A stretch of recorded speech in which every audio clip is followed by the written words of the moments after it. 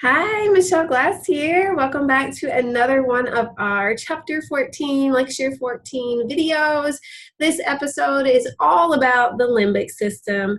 Now, we've been pointing out structures in the brain that are both anatomical and physiologically significant.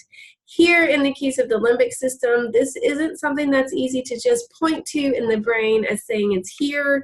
It's a really more of a physiological system.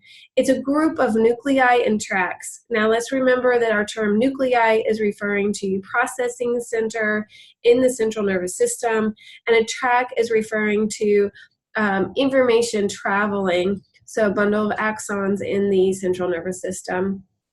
The limbic system, nuclei and tracts are involved in emotion and memory and motivation. So again, this is a functional group or physiological distinction more than it is an anatomical structure. It is involved in establishing our emotional states. It's linking consciousness with intellectual functions.